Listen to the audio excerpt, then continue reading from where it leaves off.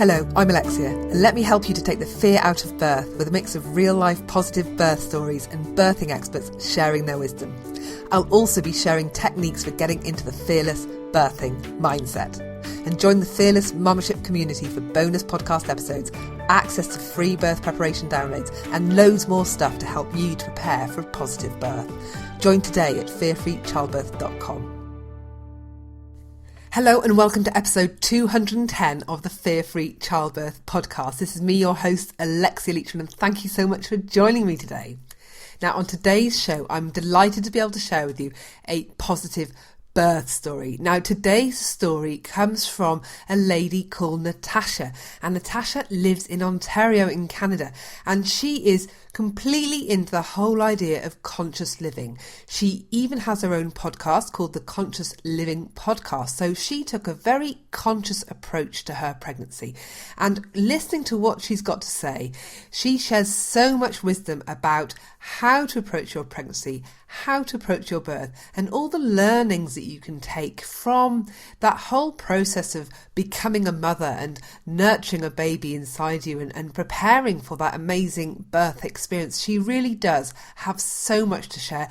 And also, quite incredibly, her and her husband filmed the birth. So she also has a YouTube video that is available for you to just go and have a look as well to see how her birth unfolded. Because one thing that Natasha is really passionate about is helping other women to see that having a positive birth experience is possible and it can be done. You can work at it, you can really put the effort in, and if that's what you want, then there's no reason why you can't have it. And so this is one of the reasons why she really wanted to share her story, was really to empower other women and to inspire them that this is possible. There is so much wisdom that Natasha shares during the interview that I really don't want to start spilling any of the beans right now, because there's just too much, to be quite honest. There is just too much. But before I go over to that interview, I do have a couple of hellos for some of the listeners. We've got a little hello for Cherry. Now, I don't know if I said that right, Cherry. Maybe it's Sherry. I don't know, but she loves all the tips and advice on the podcast. And one thing that she would like more in her pregnancy that she thinks will help her to prepare for fear-free birth is simply to have more people around her that are going through what she's going through. She's surrounded by people of retirement age, so that obviously isn't going to be very helpful. But I would imagine there's a lot of wisdom in people of that age that maybe can help you on your journey, Cherry. So now I don't know where you are in the world, but maybe seek out a positive birth group. They can be really great to seek out some people that are going through what you're going through, but also some antenatal classes or pregnancy yoga classes. They're also really good to try and link up with other women at similar stages of pregnancy to you.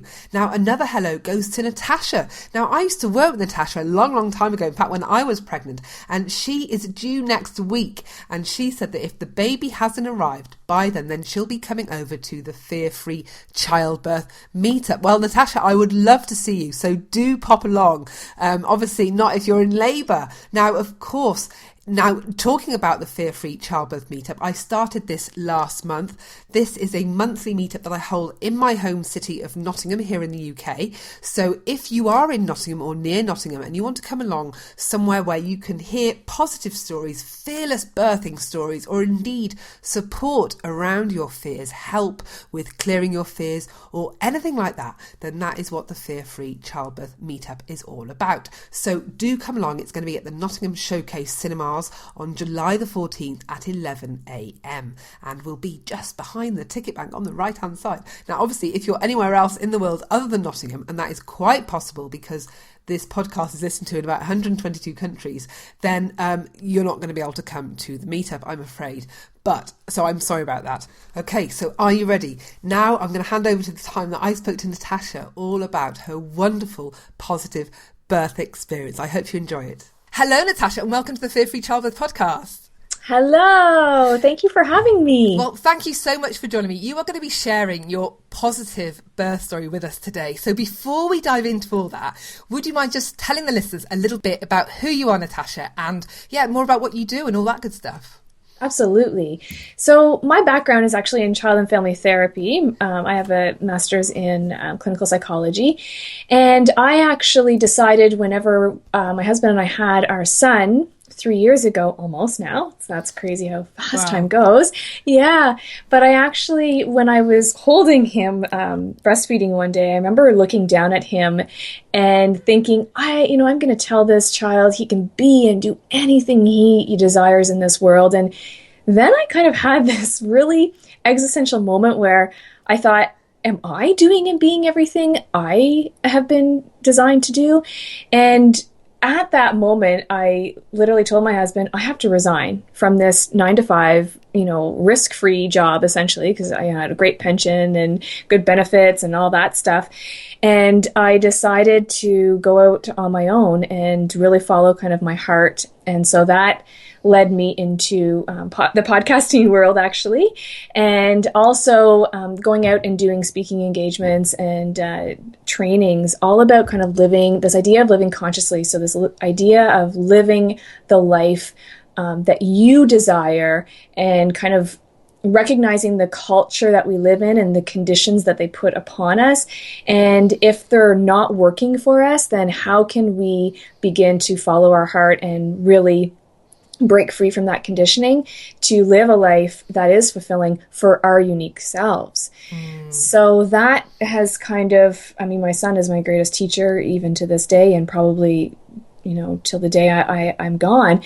But that really kind of threw me into a whole different ball game as to how I see my life. And so right now, that's kind of what I'm doing, is focusing on this idea of conscious living, being aware of the decisions that we make, and how it impacts those around us and the world at large. No, incredible, incredible. So is that how you would define conscious living, or is there a little bit more to it for you? I mean, you described it so beautifully there, but I've just sort of written about conscious living as part of my book, and the more I dived into that as a topic, I realised it's actually quite broad and it encompasses quite a lot. I wondered if you had anything more that you wanted to add to this idea of conscious living. Yeah, it's really being aware. So I associate the word conscious equating to awareness, and being aware of why we do the things that we do and how that really impacts, like I said, the people around us and the world at large. And so conscious living is kind of this umbrella that my husband and I hold to be true for, the way we build our houses. So my husband's a general contractor, and he only builds sustainable, environmentally friendly houses. So he's really taking the building industry and turning it upside down and saying, like, look, we need to really up our game here if we want to make, the world a better place in terms of how we build our homes and our buildings. And then we also really focus on the foods that we put into our bodies and challenge, what are we buying in the grocery stores? Is it actually, making our bodies sick, or is it actually helping our bodies and keeping our bodies healthy? Because our bodies naturally are designed to constantly regenerate and be in a healthful state. But our foods today aren't necessarily supporting that. So it's, again, even the clothes that we wear. So my husband and I, we buy a lot of secondhand stuff, which there's stores all around Canada. I'm in Canada, so there's stores all around Canada opening up that are consignment stores. So it's really a win-win, right? You make money off the clothes that you buy, and they're good quality clothes. So it's really being aware of, what's the off-gassing of the materials in our furniture and all of these different purchases that we make, what is happening and what is really going on. So it's not just limited to work and the work that we bring into the world, but also, our purchases that we make and the food and et cetera, et cetera. No, fabulous. Thank you. Well, now sort of bringing that across now to your the lead up to your birth. So I'd like to ask you, Natasha, describe to me the day that you found out that you were pregnant. Oh my goodness. I remember it was December 6th, 2012. And my husband and I was 32 at the time. And we knew we wanted to have a child as soon as we were married. We had been together for about 7 years prior to that. And I wanted to be younger. I didn't want to wait much longer. And so being 32, I we tried for a few months, and bango, we found out, and it was the happiest day of our lives. And it's really an identity shift at that moment, when you know that your life will never be the same as you once knew it to be. So my husband came home from work, and I basically just showed him the stick, and we celebrated. And I had a rough go the first few months, well, probably the first 2 months. And then I just had an amazing pregnancy. I cannot complain one bit at all. But I also put a lot of work into it, right? I did a lot of research into how to keep my body physically well, not just the food, but also always moving my body. Because I think there's a lot of misconception that, we need to rest and not move as much. But in fact, that was opposite for me. I felt worse if I didn't move. So you mentioned it was a bit rough at the beginning. What kind of, what were those experiences like, if you don't mind sharing? Of course. I just experienced a lot of nausea and a lot of fatigue. For the first probably 10 weeks. And then all of a sudden I woke up one morning and I thought, oh my goodness, I feel like myself again. And I thought, what's wrong? And isn't that amazing how our minds instantly go to, there's something wrong, right? Even when we're feeling good. So I waited for my 3-month checkup, and everything was fine. But that was kind of an eye-opening for me to think my mind automatically wants to go to what is wrong rather than what is right. And having the background that I have in child development and psychology, I know that there are very good biological reasons as to why our minds go there. Our brains are designed to go to fight or flight, and they're designed to flee if if a tiger's coming towards us. But our brains haven't necessarily developed into the modern world that we're not being chased by tigers and lions on. The average person isn't anyways, but yeah, it was very interesting to see that. I remember in my first pregnancy, in fact, I think it was just at the end of my first trimester, I had a very similar experience where one day I just woke up and I wasn't tired and I just felt like me again. I was like, wow, I'm back in the room. And it was literally from one day to the next. And it sounds like that was very similar to your experience. Exactly. That feeling of being back. Yeah, exactly. Brilliant. Yeah. So from then on in, you say your pregnancy was beautiful, was gorgeous, was lovely. Is that how it went from then on in? Yeah, it really was. And I have to give credit to, my husband as well as the work that we did. Because it's, when I say work in the most kindest, precious way. I don't mean it's, rough and tough and hard. Work, literally, I'm using it as lack of a better word, but we started immersing our minds with movies and documentaries and books that were going to set us up to have the birth and the pregnancy that we wanted. And I wanted to be healthy. I wanted to not have a pregnancy that was going to put me on bed rest. And I know that there's many conditions out there that some women don't have a choice, and that's a whole other conversation, and that's completely fine. But in my case, where I was low risk, I didn't want to be something that I needed treatment or I needed or was an illness. I really wanted to view pregnancy as a way my body was designed to do it. And I had this deep, and I still do, I have this deep-rooted belief that women's bodies are designed to bring life into the world. And so because I had that belief, and it is a belief, you can choose to believe it or not believe it, it helped me trust. And I think that the word trust was the biggest, I would say, tool that I had to pull out every single day of my pregnancy and as well as my labor. And did that belief, was that always there, that belief? Or did Absolutely you have to kind not. of actively seek it out? It was always there. Oh, it's such a great question. It was absolutely not there for many, many years. I mean, honestly, if I'm to be real here and honest, my training of, what the birthing and pregnancy experience is like for women would be Hollywood movies, which is quite traumatic, the yelling and the screaming and, like I said, the sickness and the treatment that you quote unquote need when you're laboring and even pregnant. that was my training. That's what I thought it was. And I didn't know any different until I decided I wanted to have a different experience. And when I figured that out, when I said, I choose to see that my body is designed for this, I choose to bring in life with not necessarily fear and not needing treatment because I'm not sick, then everything shifted. And then I also, because of my psychology background, I knew that my mind was going to be a huge player in my physical body.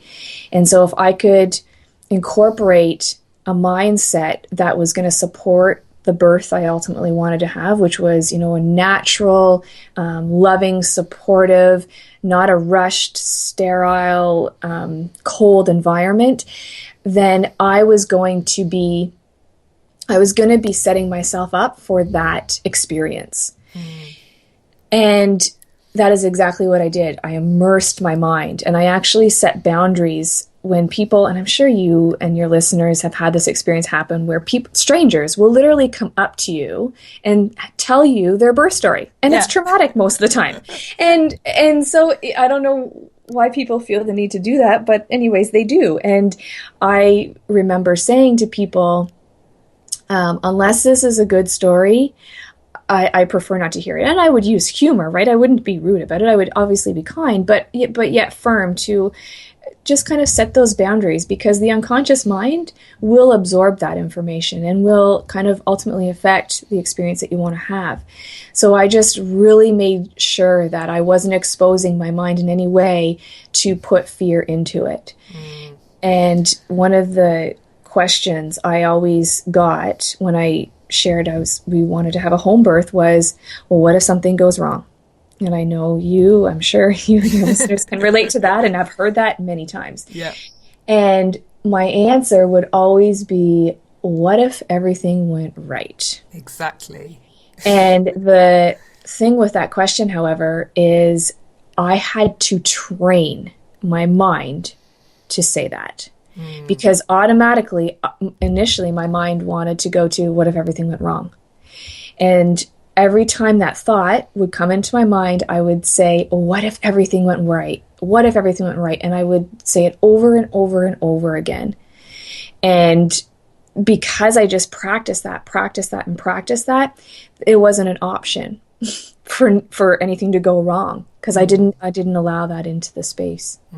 I get a lot of listeners emailing me, and one, I think in the last week I've had a lady email me just saying, I really know it's really great, I immerse myself in the positive stories, but I just can't get away from the real life of all these women sharing negative birth stories in my face. And it's like, this is what they're battling with. This is what it's like at the front line when you're pregnant. And it's awful. I can't believe that other women are doing this to women, knowing how that affects them, and it really is real. So it's great that you found a way of kind of keeping them at arm's length and dealing with them in a humorous way that meant, I know that I lost all humour with that question as my pregnancy wore on. I would just kind of hold my hand up in the stop sign as if say, don't even go there.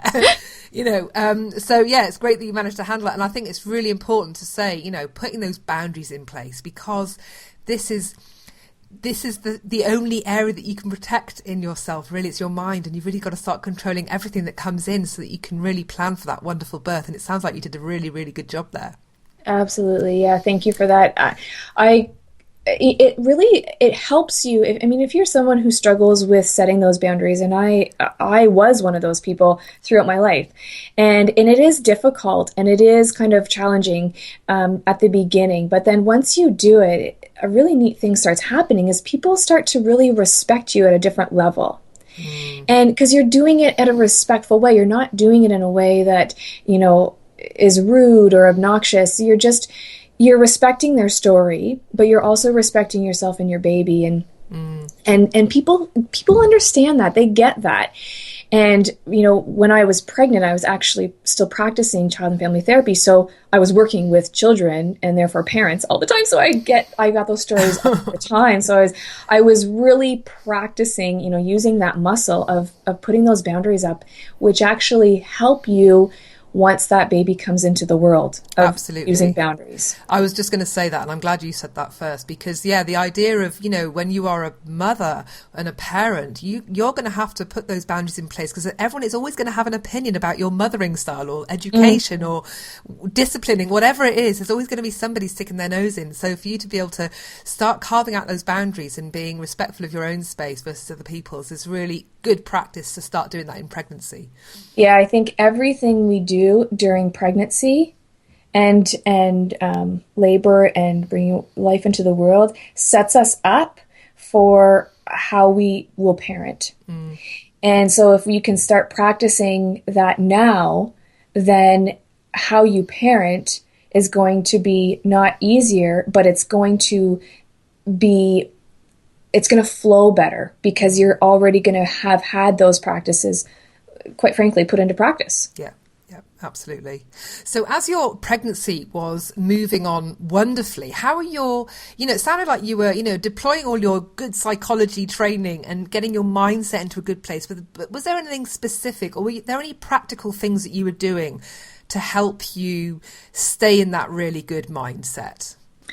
Yeah, like I was saying, there was some books I was reading, some good documentaries. I actually would go onto YouTube and try and find positive childbirthing experiences, which I had a difficult time doing, unfortunately. And so that's why my husband and I decided that we would do recordings of our birthing experience to provide that for people, for families, for women, for men who are looking for that specific thing of having a not so traumatic experience. Because, oh my gosh, there were so many videos we watched that I'm like, my mind. But something that actually shines light on a different way. And that's ultimately what we wanted to do. We just want to empower women and men, for that matter, to challenge everything they thought they knew to believe to be true about birth, and get clear of what they want to experience, and that it is possible, and it is possible to have a positive birth experience. It really is, but you have to work at it. And again, I don't use that word work as a negative. I use it as very much a positive, because you're practicing a muscle, right? You don't go to the gym and work out your biceps once. You go to the gym every day to keep that biceps strong. And I'm not saying every day, but you know what I mean. Yeah, you don't just go once. You're constantly practicing, fine-tuning the mind. So that's what we did through, physical exercise. So I did a lot of yoga. I walked every single day. I took stairs as much as possible. I parked. I never park in those parking spots that are, now created for pregnant women at the very closest to the store. I always parked furthest away, so I'm walking as much as possible. Just little things like that, little tweaks that kept me physically fit, because again, when you're in labor, it's like a marathon, right? Yeah. And so if my body hasn't been preparing for that marathon, I'm going to be exhausted, and I may not have the energy to pull through for the birthing experience that I want to have. So thinking of kind of the pregnancy itself, prepping you for that beautiful experience that you're going to have at the end. So in all of that, it all sounds, that you were doing swimmingly well during your pregnancy, but were there any sort of moments of, like you really struggled, or you had a few fears popping in, or any wobbly bits, emotionally or in the mindset or whatever in that period? I think my experience, well, like I said at the very beginning, the first few months where I had the physical, nausea and fatigue, and then all of a sudden it was gone, that was a little, uh-oh. And so I kind of went through that experience.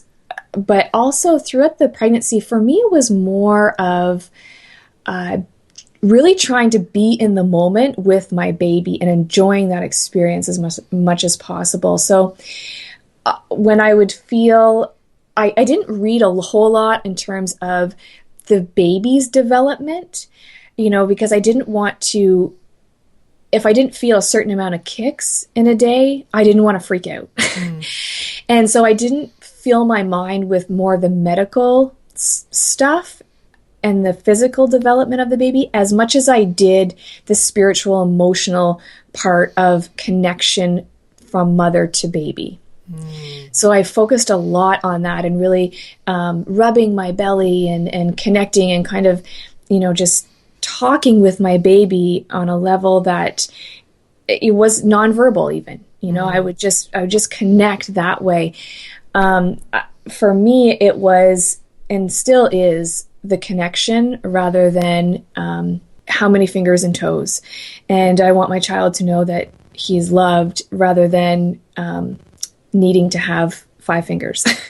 and that, again, it's a practice that I still have today with my son. I want him to know that I want him to have the skill of compassion, not necessarily the skill of knowing this specific moment in history, in history class. So it's kind of that I focus on. But in terms of the physical part, I can't really say that I had a lot of blips other than the identity shift. So what do you mean by that? I mean, I know what you mean, but how was that for you? Yeah, so the identity shift was, okay, so now I'm this, I'm coming from this single woman wife, kind of having a lot of freedom to do whatever I want to do when I want to do it, to I now have to think of this other being that I'm bringing into the world, and what is that going to look like, and who am I in that mix? So that was, and still is, and I think it's constantly evolving. Not a challenge, but a growing experience. I know. I think for me, when I had my first daughter, I still kind of tried to blag that I was this single free person still. And I kept my sporty hat, and it was like, yeah, I can carry on as I was doing it before. And it only kicked in with my second. I thought, you're going to have to get the mum car now. You've got to get 2 car seats in the back. You have to ditch the hat and start acting like a mum, And I think I'm still clinging on. As you say, it's a growing experience that kind of evolves all the time as you kind of adjust, So exactly. I totally get that one. So now I'm interested in the lead up to your birth. So now I want to sort of bring your mind to maybe the few weeks leading up to your due date. So first of all, tell me what your due date was. This is a funny story. So my due date was August 14th. Okay. 2013. Okay. Yeah. So what's the funny story? So it's not necessarily funny, but it's just really cool, actually. So my estimated, due date was August 13th, August 14th, and my water released on August 13th at 10:30 p.m. Wow. And I thought, man, this baby is bang on already. And so I said, bring it. And so my water released, I called our doula because we had a doula, and I told her what was happening. And she said, okay, so get as much rest as you can. And my midwife came probably around 7 a.m. The following morning, so August 14th. And I had a very long labor as my son was born at 12:30 a.m. on August 15th. So he just missed by 30 minutes his estimated due date. Oh, wow. Yeah. So hang on, I want to talk about the birth in more detail, but I want to skip back a bit now because you mentioned you hired a doula. So at what point did you decide that you wanted a doula to support you during your birth? So it was probably it was actually borderline like first semester into my second trimester, sorry. My husband and I thought, okay, we want to have a home birth. What does that look like for us? Well, we want to have the most relaxed environment as possible. For me, going into hospitals instantly triggers anxiety. I look around, I see sickness and illness, and it just triggers anxiety. And I know anxiety makes our bodies tighten up. And to have a baby, you need to do the opposite, which is open up. And so that was, again, one of the reasons why I wanted to have home birth. But also, I wanted to create an environment at home that was going to be as less anxiety inducing as possible. So we decided to put some money into hiring a doula so that my husband also had, support and coaching. because he's kind of caught up in the emotion behind what's happening. He's never done this before either. And so we just thought it made sense to have a doula for him, as well as myself, who I knew I was going to need reminding of in certain experiences during the labor. And I did. I actually did, and we can go into more detail on that, talking about that experience. But the doula, our doula that we hired, she was actually our hypnobirthing practitioner. So we did hypnobirthing classes at around 6 months, and that was, oh my goodness, I highly recommend that. Again, it's just kind of conditioning your mind to set yourself up for the birth that you want. And that was just, through meditations and listening to mantras and having, again, a practitioner that can kind of coach you through what is happening to your body. And I think a lot of the time we just don't know. And so that brings physical symptoms of anxiety up for us, right? Because especially first time around, you have no idea what is going to happen, what your body's doing. And so it's this spiraling effect that occurs. But I think once you get an understanding of what is a sensation, or, aka contraction, and once you realize what it is, it's not so scary anymore. And then once you kind of surrender to it, then it allows the passage and the sensation to happen fearlessly, essentially. And did you sort of listen to a lot of hypnobirthing tracks, or have that hypnobirthing practice that you kind of maintained in the lead up to your birth? Mm-hmm. I would listen to about one CD every night or every other night before bed. So that's kind of what the last thing my mind would be consuming before I would close my eyes and sleep. And it was literally like a 15-minute practice. So we're not talking, a lot of time, because for, all those moms out there who already have a lot of children or another child, then it's not going to take a lot of time to do. And I mean, you get what you put in too. So if you wanted to do an hour a day, fantastic. If you want to do 5 minutes a day, fantastic. Or if you didn't want to do it at all, that's fine too.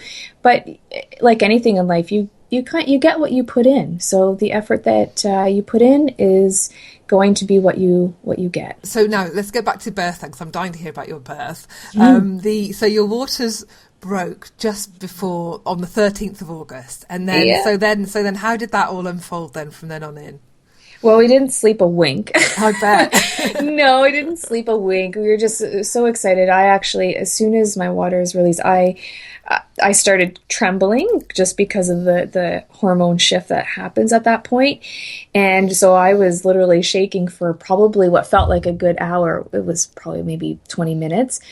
And then I started experiencing, in the hypnobirthing world, we call contraction sensations, because we use language as a real source of power. And whenever we say contract, instantly that word kind of makes us want to constrict, which is not what we want our bodies to do. We want our bodies to open, right? So we use the word sensation instead. And again, this is like a tool that you can use later on in life, not just through your birthing experience, but later on to help soften life experiences. So something like, I'm sure you've heard me say the idea of work, and my husband and I don't see the work we do as being work in a negative connotation. The work we do is actually kind of our mission and our purpose. And so if we see it as a mission and a purpose, then there's energy and there's love that supports that, rather than work, boring, dry, hard, annoying, whatever. So the sensations that I was experiencing weren't too intense throughout the evening. I think it was more just excitement. And so we didn't sleep at all. And our midwife came around 7 a.m. At the time, our doula came at that point as well. And we hung out at home. My hubby had some meals prepped before. And so it was a relaxing day. It was a beautiful August day. So I was outside laboring for a while as well. And we had a birthing pool. So I didn't know if I was going to use it. I just wanted as many options there as possible, because I didn't know what my body was going to need at any given moment. So I just wanted options. So I actually didn't use the pool until the very end, till I was in transition and I was actually pushing. Ironically, the water just didn't feel right for me earlier on. But during the day, I had told my midwife initially I didn't want her, when she would do any physical exams on me, I didn't want to know how far I was dilated. And again, I didn't want to know my number because I didn't want to set my mind up to go into anxiety of spiraling. So, for example, if I had been laboring all night and my midwife came at 7 a.m. and checked me and she said, "Oh, Natasha, you're only 4 centimeters," for example, I would have been like, "Oh my goodness, I can't handle this. Take me to the hospital." I didn't want to know how far along I was. For all I knew, at 7 a.m. when my midwife came and did an exam, I was 7 centimeters, and I only had a few more minutes to go. I had no idea where I was on that spectrum, which meant I had no anxiety leading up to, I can't handle this, or I'm going to have, 12 more hours. I just didn't know that. And thank goodness I didn't, because I actually probably would have said, I can't do this. So that was a huge piece to what I believe to be a successful birth, was just not knowing my numbers and just trusting my body and my baby and my midwife too. Because I said to my midwife, the only way I want to know is if you think there's something wrong and that I need to know. And so she honored that. And I think that that's a huge piece to your birthing team, is to make sure that the people who you have on your team are going to support and respect your wishes and your intentions. That's a huge piece. So for me, we met that our midwife was fantastic, our doula was fantastic, and they both honored what we needed and respected what we had intended. So that was a big piece, knowing your numbers. Yeah. If you are more prone to anxiety, which I am, I just knew that was going to kibosh a lot of the anxious thoughts that were going to come into play. Yeah. Yeah, no, that's exactly my stance as well that I took during both my births. I was like, I don't need this information. It doesn't mean anything anyway, because there's no evidence or science to back up that this has any bearing on how long you've got to go. It's just useless information from Absolutely. So, and you're right, when people get told that, like, oh, that means I'm here, that means, and we add meaning onto it, and then this meaning can get the mind going, and that's just a bad thing to happen in birth. You want the mind to exit the building. You don't want your mind to be involved in anything, do you? So yeah, I completely understand you not wanting to know your numbers. I completely understand that. So you were labouring all day. All day. Yeah. How was that? How do you remember that? Did that just go? I mean, I remember when I was in labour, it just felt like time was this other thing that had no bearing on my existence then. It just felt like a blur. How was the whole day of labouring for you?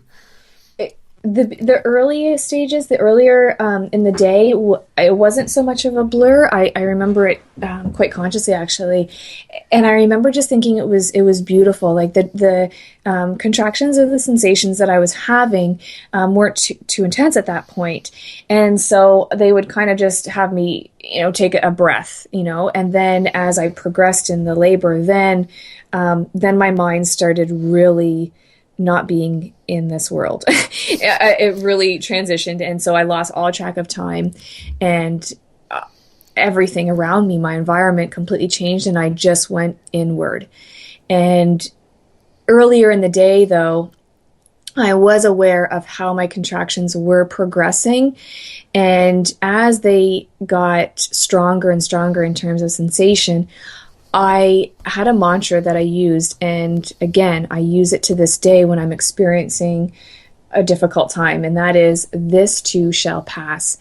And my birthing experience helps me get through what I think I can't handle in everyday life, because I know I got through that, and if I can get through that, I can get through anything.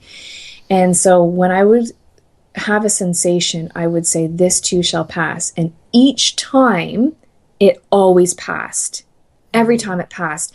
And it was just this constant over and over mantra that I would say that reminded me that it's going to pass. And it always did. And again, today I use it. If I'm having a rough time with my, 3-year-old, as I'm sure a lot of your listeners and yourself can relate to, it's not always easy. And sometimes there's, high emotions. I will say that. I will say, this too shall pass. The emotion will come and it will pass. And so it almost, my birth was like an anchor for the fact that I can handle anything. And women, we can handle anything. I mean, think about what we can do. Yeah. It's absolutely phenomenal what we can do. Yeah. It's amazing. It is. It's just awe-inspiring when you kind of really wrap your head around it. It does blow your mind that, I think we shouldn't forget that. No. I really think we shouldn't forget that. Absolutely. No, I look at my little two and think, my goodness, I made those. Yes. When you think about that, that's really weird. And my second little one, who's quite special in her own little way, she's constantly coming up to me, lifting up my top and pointing to my belly and almost hugging it, and pointing, and as if, I keep thinking she's saying, I lived there, that's mine, Wow. and that kind of, I don't know. And it's amazing that we have created these little beings, and to think that nature's made them and can't help us birth them is crazy. Why would nature absurd. do that? So why are human beings getting so stressed around birth? Because when you can create a whole human being while you sleep, of course you can birth while you sleep or birth without thinking. Exactly. We were designed to do this, We were designed to do it. Yeah. And I truly believe we're not designed necessarily to do it alone.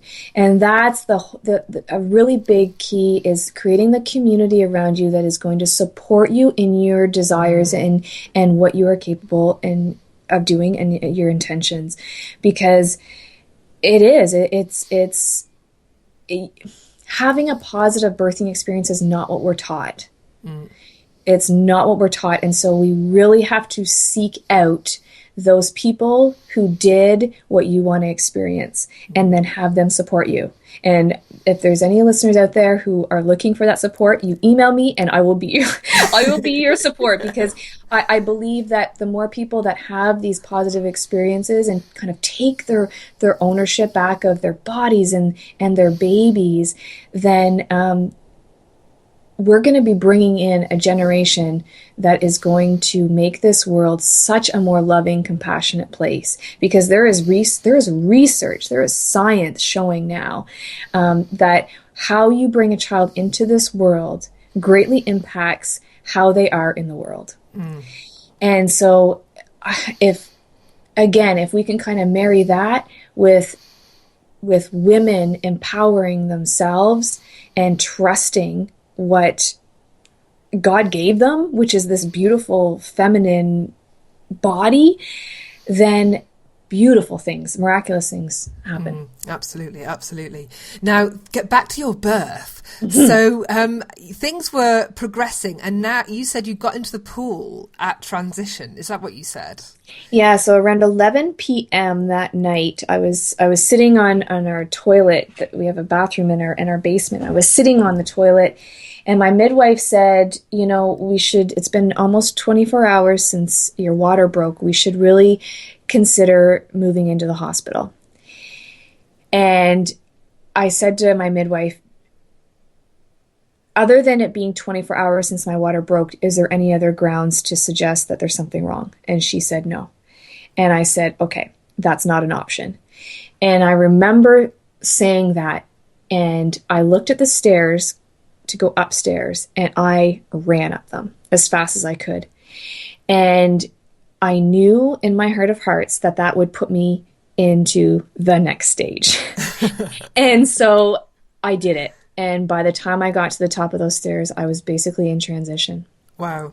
And so your pool was upstairs? My pool was upstairs. Okay, because in my head, pool was downstairs. Sorry, direction. I'd like to clarify that, because a lot of people think that as well. Yeah, sorry, no. The pool was upstairs in our living room upstairs. Okay. So I went upstairs and I transitioned at that point, and I knew I did because, oh boy, everything changed. You know, the way I was, I literally, I didn't know what time it was. I just started groaning and couldn't get comfortable. And all day I was able to comfort myself and my body to a certain degree. And at that point I couldn't.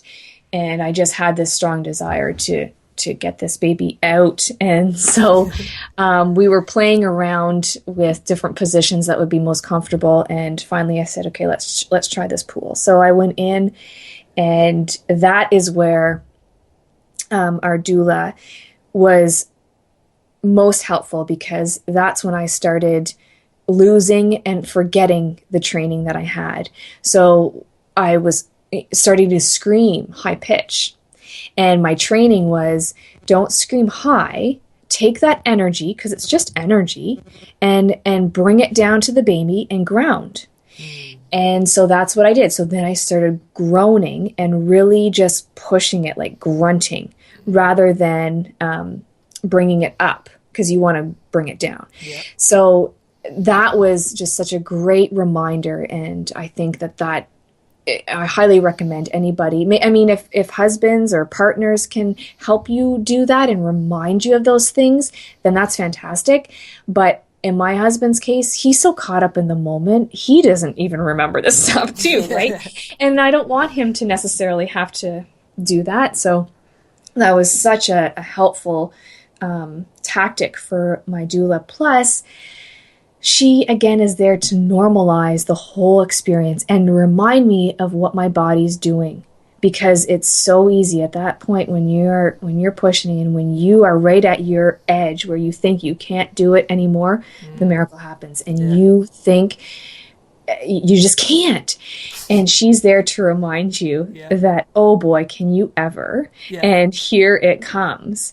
And again, just normalizing the experience and telling you, reminding you of what's happening, that everything is okay, gives you the energy to keep going. So with that, the actual birth, then, did you? How was that for you when that little one finally showed up? What was? Talk me through that bit. Yeah. So I did about 3 pushes, and he came out, and instantly I wanted him skin to skin for as long as possible. And my husband also did skin to skin. And it was the most miraculous experience of my life, the most powerful experience of my life, because I've never experienced so much emotional, spiritual, physical transformation as I did in that moment. And I still remember it. And thankfully we got it on video too, so I can relive it over and over again.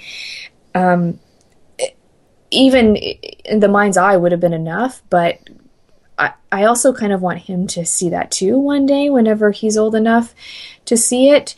And I can't wait. I just want to share that experience, because I want to, it's so powerful. And physically, as women, we're just rushed with endorphins, right? And to, for survival purposes, but there's just so much involved in that moment, even for my husband, that it was absolutely incredible. We didn't know what we were having either. I had felt like it was a girl the whole time. He came out and it was a boy. So we were shocked. So that was the shocking factor of, oh my goodness, it's a boy. Even our midwife said, it's a boy? She even was convinced it was a girl. So that was shocking. And he was, this beautiful, healthy baby boy. He was perfect size and healthy, and it was amazing. So this is midnight, was it? You said it's 15 minutes past. So how did, so you were at home. So did you, they sort of, put everything away and clean up, and then you just went back to bed, or how was that at home? Yeah, that was the beautiful thing. So the midwife, we had 2 midwives at that point. So when you transition here in Ontario, they have one midwife for the mom, and then another midwife is called upon transition for the baby. And so when I had transitioned, the second midwife came in, and she had made a little bed up for me on my couch, and I had tore a little bit, so they had to stitch me up, which, by the way, I didn't even feel, both when I tore and when they stitched me up. But again, this all happens in the comfort of my home on my couch. After Sullivan came out, we did skin to skin for quite a while, so probably for about 10 minutes. And then they transitioned me to the couch after I had delivered placenta and everything, which took a little while. And I remember thinking that wasn't fun. That was no fun, because I just wanted to be with my baby, and I just didn't want to have to worry about that. And it took actually longer than what my midwife considers to be normal. So that was kind of more of an annoyance than anything, really. And then once I was on my couch, which was probably around 1 o'clock at this point, 1:30 a.m., I just literally sat back holding my baby and watched this beautiful team, my husband, my doula, the 2 midwives, clean up and talk about the day. It was so much fun. And my midwife, who was obviously monitoring everything medically throughout the day, she said, "Natasha, these are your numbers." So she showed me after, right? So she's like, by 2 p.m., you were only dilated, say, 6 centimeters. Wow. And yeah, right? And if I had known that, could you imagine? And so we were laughing the whole time after, and it was just, fun and just beautiful. It was just beautiful. So thinking about your birth then, and I am going to mention the P word that I know that hypnobirthers don't like to mention, but did you experience anything that might be considered pain during your birth? Well, like I was saying, you hit your edge. You hit your edge where you think you cannot do it anymore. Like literally, you can't, like I remember saying, like, I can't do this. I can't do this. And again, to have somebody there saying, "Natasha, whoever else, you can do this, and you are born to do this. You are designed to do this." Just that alone gives you the energy to push once more. Gives you the energy to just plant that seed of thought that, yes, I can. Yes, I can.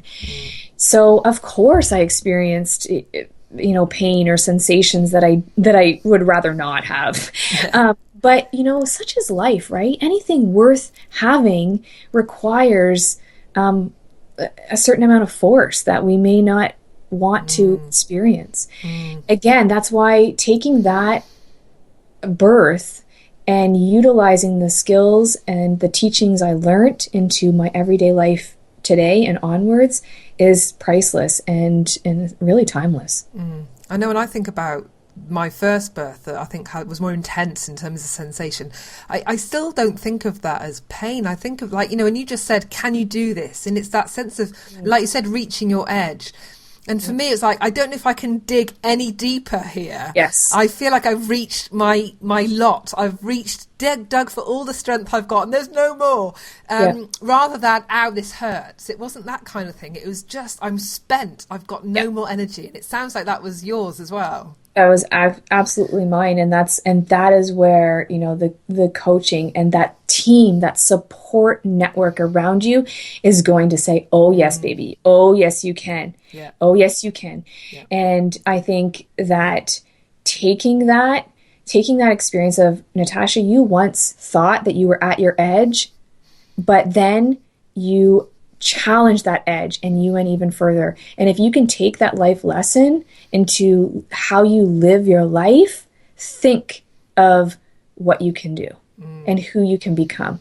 Brilliant. It is absolutely amazing. And that's, one of my biggest teachings that I want to bring into the world, and why I do the work I do, is because I want that for everyone. I want them to recognize their edge and then see, oh, they're way more than that edge. Yeah. They are way more than that.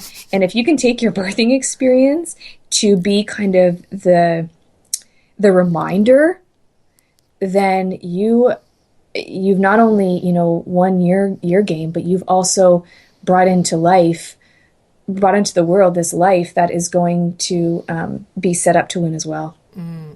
So when you look back to the way that you prepared for your birth, and I mean, is there anything that you look back and think, oh, I'm so glad I did that? That bit probably didn't really help me much. Or, I mean, with hindsight, is there anything that you look back and think, yeah, this is what I would, next time I'm definitely going to do this again, and I might not do that. Is there anything like that you're thinking now that you've been through it all? I'm a huge believer in, everything happens exactly the way it's supposed to with good intentions. And so there is a lot to be said about having an intention of the experience you want to have. So, for example, if you want to have a natural home birth, then allow that and set yourself up to only see that, but allowing for flexibility for nature to take its course too. And I speak to a lot of women who say, Natasha, I wanted a home birth, but I ended up in the hospital with a cesarean.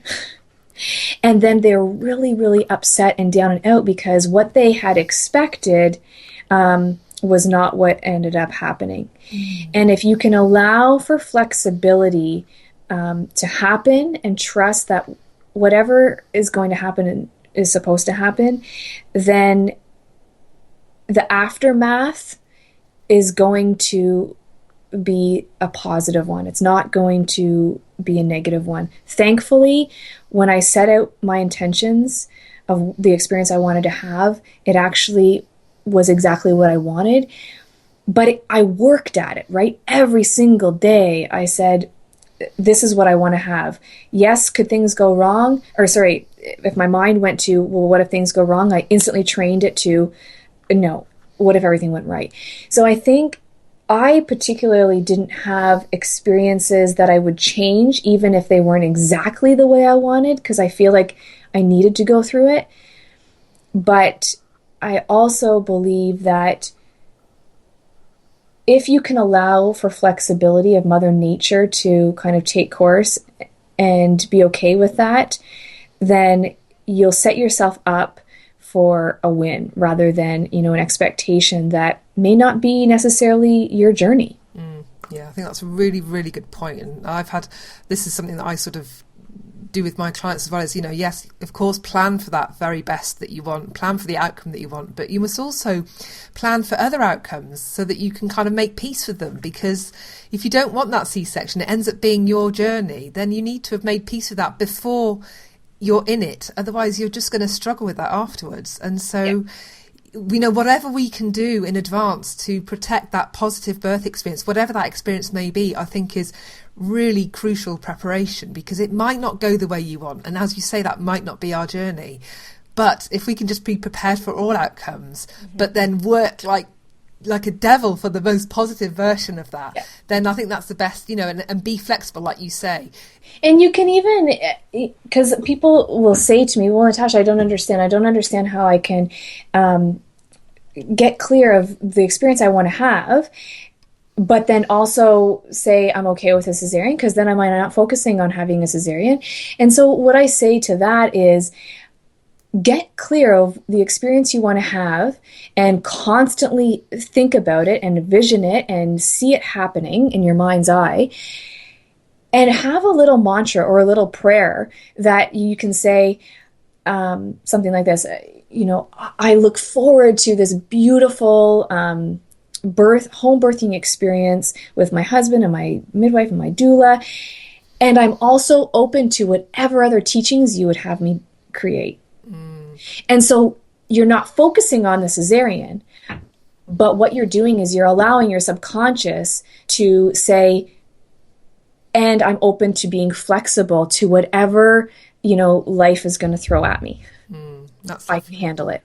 So, so you're not, it's just kind of shifting the focus to something better, right? Because I don't see, failures, or if I had to go to the hospital and ended up with a cesarean, I would have been prepared for it, because I would have had this belief that that was my something better that I had to go through for whatever reason. Absolutely. Well, Natasha, it's been an absolute joy listening to you, sharing your wisdom and your lovely, lovely story. Now, you've got a podcast that you mentioned at the beginning, and I'd love if you could just share, where else people can carry on getting a little bit of Natasha, because it'd be lovely for people to be able to listen to your podcast. So do tell us a little bit more about where we can find you online. Yes, thank you for that. So everyone can go to www.caseyplusnatasha.com. That's where the podcast is. You can listen to it for free, or you can go to iTunes or Stitcher at, it's called the Conscious Living Podcast with Natasha. So check it out. We have great people on the show weekly doing amazing things in the world, and just sharing and spreading this idea of consciousness and awareness and love and compassion. And also something that I'd like to mention too, if people are interested, I just started sending out a bi-weekly exclusive email on all things conscious living. So what it is it's just an email I send twice a month, all about like a conscious food. So something that I've used in my life with our child as well, that is very healthful and non-GMO. It's usually organic and has a lot of health benefits, as well as a product such as a laundry detergent or a sunscreen that is healthy rather than full of toxins and all that crap. And then a recipe that's super easy and has to be obviously kid-friendly, toddler-friendly, because there's a lot of busy moms out there who are looking for alternatives to the yucky, nasty stuff that's on the market right now. So anyways, if your listeners are interested in that, they can just go to caseyplusnatasha.com/Fridays and sign up. Oh, lovely. And it's free. Lovely. Thank you. I'll have a link to that in the podcast show notes. And I'm also going to include in the podcast show notes the YouTube video of your birth, because as you mentioned, fantastic. you've videoed it, and there's a 4-minute video of Natasha's birth on YouTube. So I'll be showing that as well in the podcast show notes. So if you want to have something visual as well as a story, then there'll be something there for you to watch. Okay. Well, thank you once again, Natasha, for joining me on the Fear-Free Childbirth podcast. It's been a pleasure. Thank you so much. And thank you for the work you do. And the world needs these stories, and the women who are listening to them, all the power to them. And if you ever need anything, reach out. I will be your greatest fan as you go through this process. Fantastic. And yeah. So thank you. Thank you. Bye.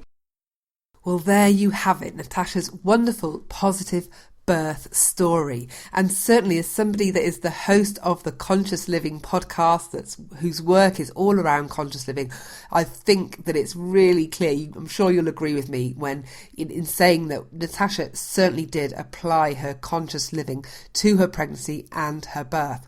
Now, if you want to see the video of her birth, because we talked about it during the chat, I also mentioned it at the beginning of the podcast, then you can find that in the podcast show notes for today's episode at fearfreechildbirth.com/210, because 210 is the number for today's episode, and that is the 10th episode in the second series. That's how I'm numbering the episodes. So that's where you can find the video for today's episode, as well as a summary of today's chat, and also the links to find out more about Natasha and her work, her podcast, and all that good stuff.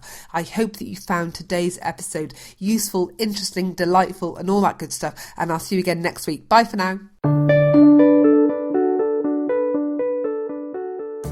You've just been listening to me, Alexia Leachman, here on the Fear-Free Childbirth podcast. Thank you so much for tuning in.